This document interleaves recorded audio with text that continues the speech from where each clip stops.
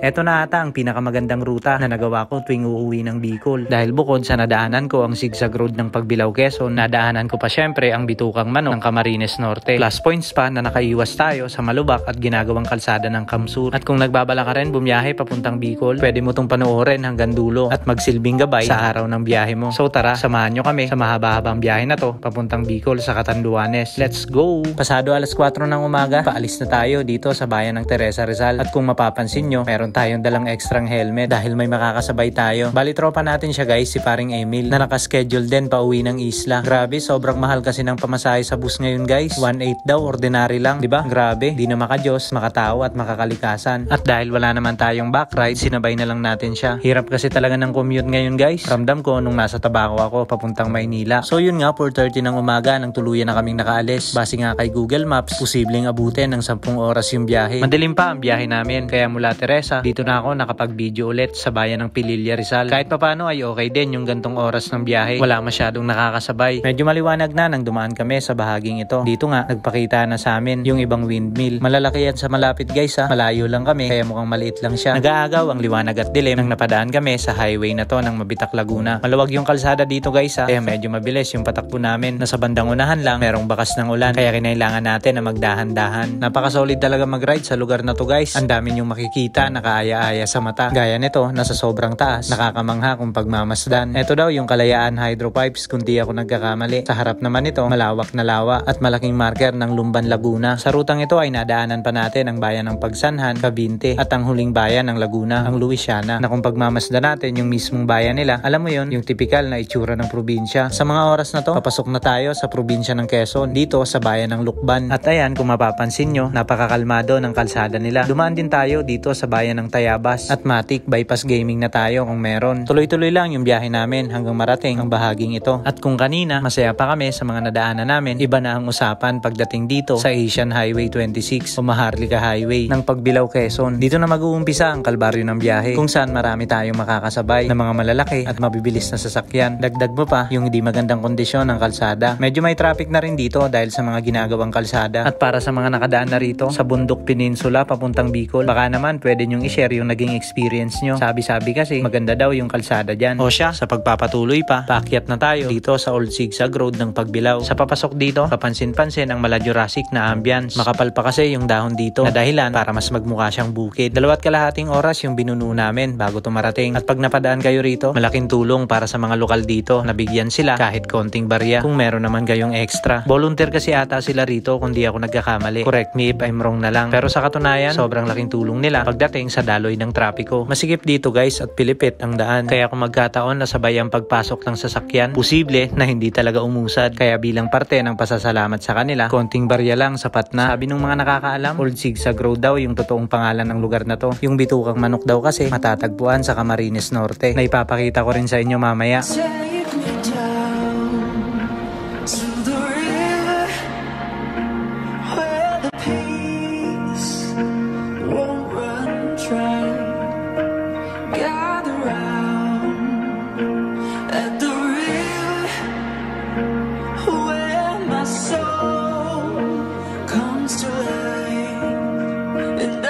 Nang makakuha na tayo ng konting clips at pics, nagpasya na rin tayo na umalis na at magpatuloy sa biyahe. At pagkababa natin galing Zigzag Road, may nakita tayong karinderya. Sakto naman at nakaramdam na tayo ng gutom. Kaya ito, huminto kami saglit para kumain. Ito na rin yung magsisilbing agahan namin guys. Tara, kain. Kahit papano, okay din yung gantong setup ang kumain sa maliliit na karinderya. Mura lang kasi yung halaga ng tinda. Sakto kung tulad ka namin na medyo kapo sa budget. O siya, 7 oras pa daw yung estimated time bago kami makarating sa pupuntahan. Kaya umalis lang din kami kaagad pagtapos kumain. Saglit nga lang, kinailangan na natin magpagasolina. At kung di ako nagkakamali, dito to sa bayan ng Atimonan. Nagpa-full tank na tayo ng 325 pesos at tingnan natin kung gaano kahaba yung mararating nito. Sa pagpapatuloy pa, di namin napansin, papasok na pala kami sa bayan ng Plaridel na sa una-unahan lang, gumaka-bypass road na. Paahon ang daan dito, kaya naman may enjoy mo ang pagmumotor habang natatanaw ang greeny environment at napaka-overlooking na view. So when you're leaving tomorrow, just give me something to hold on to from you. And I'm your genie in a bottle, and I know that you hold me close to you. Ooh, and I'll make all your wishes come true.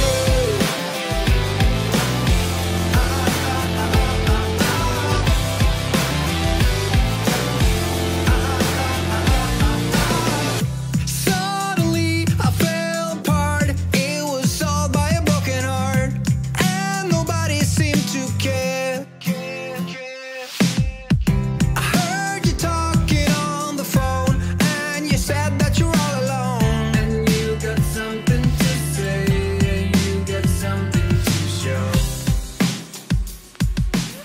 Kasunod na pala nito ang bayan ng Lopez. Nag-bypass na ulit tayo para sa mas mabilis na biyahe. Ito naman ang makikita mo paglabas mo galing bypass road, ginagawang expressway. May katagalan na rin yung naging proseso rito. Sa mga oras na to, dito na kami sa bayan ng Calawag, ang huling bayan ng Quezon papuntang Bicol. Marami-raming ongoing na reblocking sa bahaging ito, kaya expect nyo na makakaranas kayo ng konting traffic. Ito rin pala yung isa sa rason kung ba't inaabot ng 15 to 7 hours ang biyahe ng bus papuntang Maynila. Samantalang dati, 12 hours lang. Pero all goods to guys pag maayos na. At ilang sandali lang, narating na natin ang arko ng Bicolandia. Water break, konting picture at pahinga, kalaunay nagpatuloy na ulit tayo. Sa bandang unahan ng konti, di kami kumanan papuntang Tagkawayan. Bagkos ay pinili naming dumiretso para makaiwas sa mga ginagawang kalsada ng Kamsur. Camarines Norte ang babaybayin namin, mas malayo kumpara sa regular na ruta sa mga bayan ng Kamsur. Para may ideya kayo, ito yung tinutukoy ko. Sa rutang to, madadaanan ang bayan ng Santa Elena, Labo at marami pang iba na malayo kung tutuusin. Ganun pa man, mas okay na sa akin na tiyagain ang tuloy-tuloy at mahabang biyahe kaysa bakbakin ang sira-sira at putol-putol na kalsada ng Kamsur. Pero base sa experience ko, panalo ang magiging biyahe mo rito, na sigurado ako na may enjoy mo ang biyahe. Pero syempre, choice nyo pa rin naman. Hanggang sa nadaanan namin ang bayan ng Santa Elena na kung pagmamasdan, parang piyesta pa ata. Di tayo sigurado. Sobrang nalilibang tayo sa mga nakikita sa daan. Kaya ito, di natin napansin, papasok na pala tayo sa bayan ng Labo. Solid ng kalsada rito guys, talagang panalo. Di ka mag-aalala na baka malubak ka, as in dire-diretso lang talaga. Sa rutang to ay marami rin kayong madadaanan na gantong klase ng tulay. Wala akong alam sa lugar dito, kaya di ko alam kung nasan kami ngayon. Basta ito yung marker na nakita namin. Sa haba ng naging biyahe, nakalimutan ko na kung ano-ano yung pangalan ng nadaanan namin. Pero baka pwede namang i-comment sa baba kung saang simbahan to mga idol. Napakaganda kasi. At sa pagpapatuloy pa, meron pa kaming nadaanan na dalawang marker. Ang bayan ng Binsuns at Talisay, na kung di ako nagkakamali, parte pa ata to ng Camarines Norte. Sa pagkakataon naman na to, dito na kami sa bayan ng Daet. At dahil tanghali na, huminto muna kami para kumain dito sa tapat ng Save More. Tara, kain ulit guys. At dahil mahaba-haba pa yung babiyahihin namin, kinailangan na namin umalis kagad para magpatuloy na ulit. Sa pagkakataon na to, papasok na tayo sa bayan ng Basud, palabas na ng Daet. Sa totoo lang, di ko alam yung tamang pronunciation ng mga lugar. Correct me if I'm wrong na lang po. Ganun pa man, sabi nila, dito daw matatagpuan yung legit na bitukang manok, na sa katunayan, isa yun sa dahilan natin kung ba't mas pinili nating dumaan sa ruta na to. Hanggang sa narating na natin itong mismong lugar kung saan daw matatagpuan yung bitukang manok, na kung pagmamasdan natin dito sa baba, di natin ma-appreciate at mapapaisip tayo kung asan ba talaga. Kurbada at makakapal na dahon lang naman yung nakikita mula rito. Kaya ito, sinubukan nating magpalipad ng drone para tuluyan natin tong makita at may pakita sa inyo itong tinatawag na bitukang manok.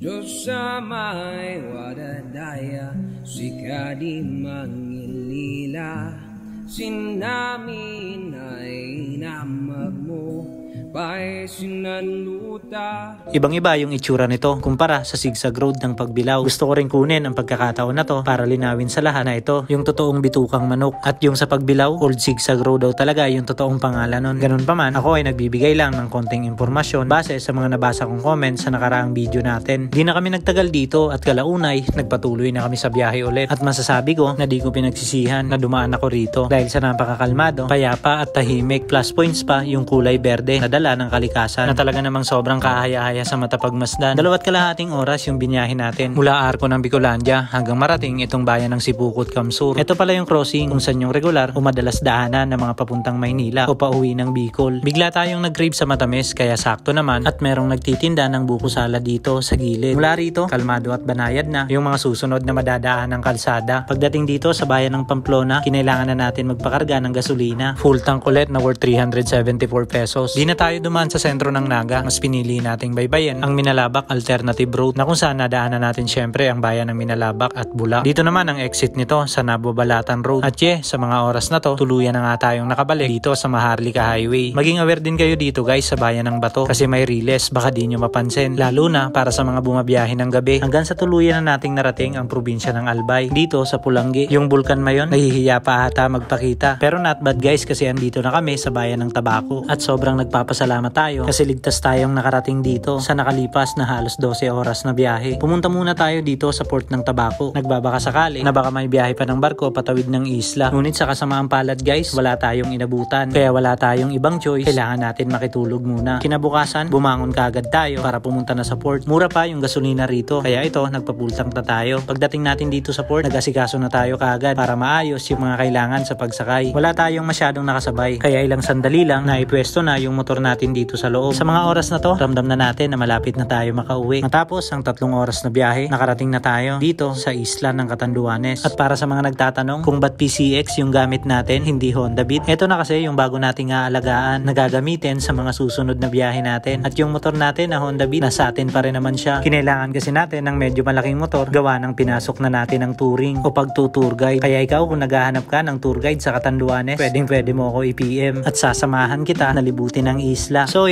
step by the step, sumakses tayo na makabalik ulit dito. Halos isang araw yung naging biyahe natin. Ganun pa man, nagpapasalamat tayo sa taas dahil sa ginawa niyang paggabay sa atin. At last guys, dito na tayo sa Happy Island, Catanduanes. Tuluyan na tayong nakabalik dito sa bahay natin sa bayan ng Bato. At para sa mga babiyahe papuntang Maynila o pauwi ng Bicol, magbaon tayo ng mahaba-habang pasensya. Yun lang for today's video guys. Bye! At kung naghahanap kayo ng legit at murang car rentals dito sa Catanduanes with driver o wala, pwede kayong mag-PM sa akin o kaya kay Sir Papa Dan mismo. Nag-o-offer din kami ng Catanduanes 360 Tour Package, Catanduanes Caramuan Island Hopping at motorcycle solo tour. Optional din kung gusto nyong mag-avail ng drone shot. For inquiry, feel free to message us. Pa-follow at share na rin ang videos natin guys. At kung umabot ka sa bahaging ito, maraming salamat sa panonood.